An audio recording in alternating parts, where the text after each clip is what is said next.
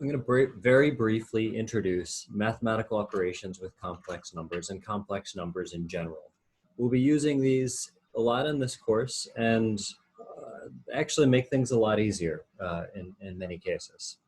So just as a reminder, we know that the imaginary number I is defined as the square root of -1, or alternately we could say I squared is -1. Now, I, the imaginary number, comes out of mathematical equations fairly naturally, and we're familiar with this with even solving the quadratic equation. If we look for a solution of parabola crossing x-axis, we know that we can use the quadratic equation.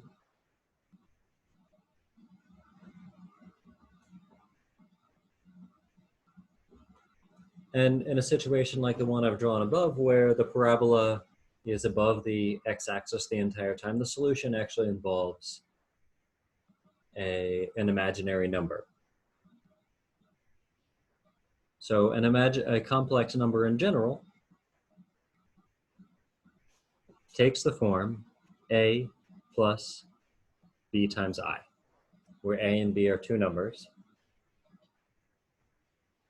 And we can say that the real part of a plus b times I is a, and the imaginary part of a plus bi is b. Now, one thing that I'm going to introduce before I jump into operations involving complex numbers is the idea of the complex conjugate.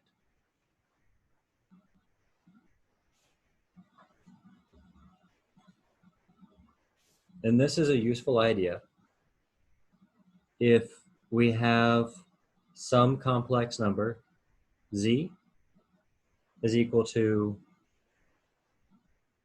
2 plus 3i, then the complex number, or the complex conjugate of z is defined as 2 minus 3i. So a complex conjugate, we just flip the sign on the portion multiplied by I. So operations with complex numbers. Let's start with addition and subtraction.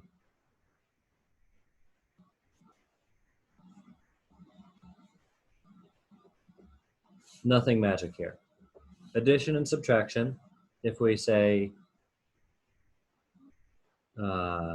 z is a plus bi, and w is c plus di, then z plus w is equal to a plus c, so the sum of the real components, plus I times b plus d.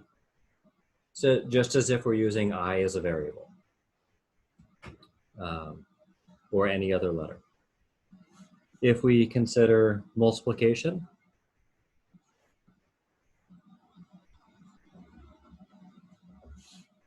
same idea. If we have a plus bi times c plus di, again, we're going to treat I as any other variable.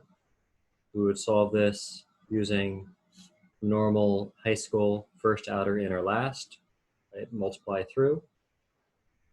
And remember,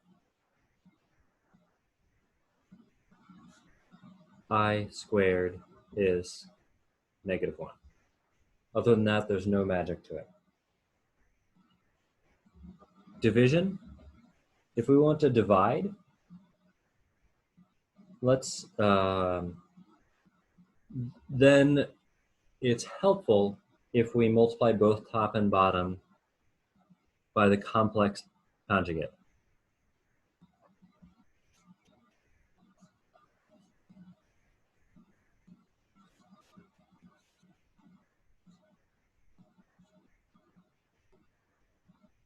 If we do that, the rest of this becomes fairly simple.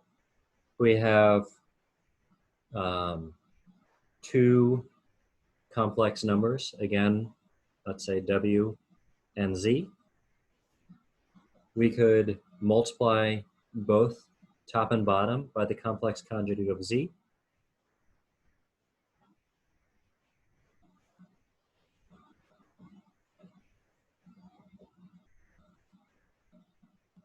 And ZZ star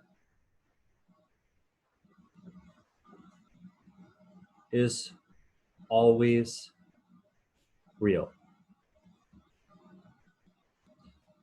Because this is always real, this makes the rest of this much easier. So if we have, as an example of division, let's say we have W is 1 plus 2i, and Z is 3 plus 4i. In that case, W over Z is equal to 1 plus 2i over 3 plus 4i, multiplied by the complex conjugate of Z on top and bottom, 3 minus 4i over 3 minus 4i. On the top, multiply through, we get 3 minus 4i plus 6i minus 8i, or sorry, plus 8.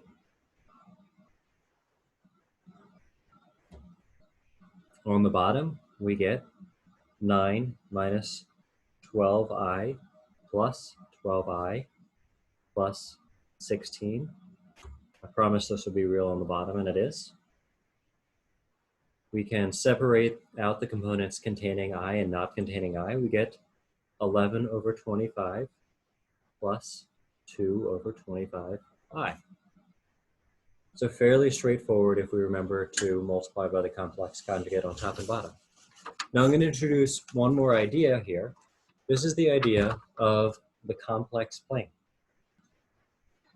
In the complex plane, we can imagine that we place our imaginary and real components on separate axes. So here's our imaginary components. Here's our real components. We can also think about our radius and our angle.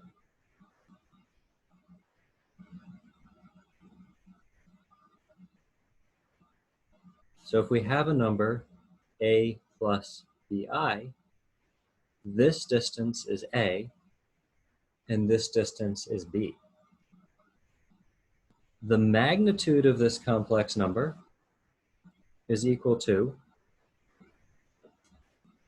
this is z equals a plus bi. The magnitude of z, or the absolute value of z, is equal to z star. So the length of this vector, r, is zz star, apologies, to the power of a half. And of course, this makes sense just thinking about the Pythagorean theorem. Pythagorean theorem, r equals a squared plus b squared square rooted. So we can also think about the angle or the phase of a complex number. This angle we can relate to b and a. Tan theta equals b over a, or if we call this our y-axis and our x-axis would be y over x. We can similarly find that angle as the arctangent of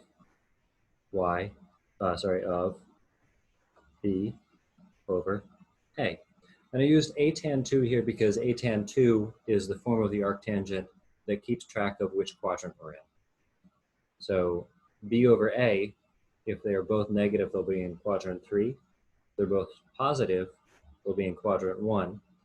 And so if we want to know which quadrant this angle is, we would write this as a tan 2. So just being a little bit more formal here. We can also think about converting between real and imaginary and magnitude and phase using an Euler's formula.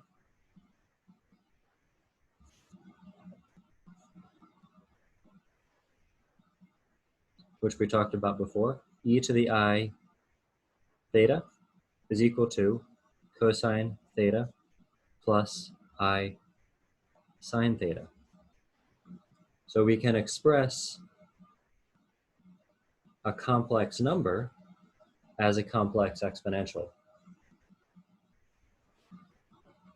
We can similarly find x equals r cosine theta and y equals r sine theta. These are our a and b coordinates, or a and b directions on our complex plane. So these are some things that we'll use in this course. We'll get more comfortable with complex numbers as we move along.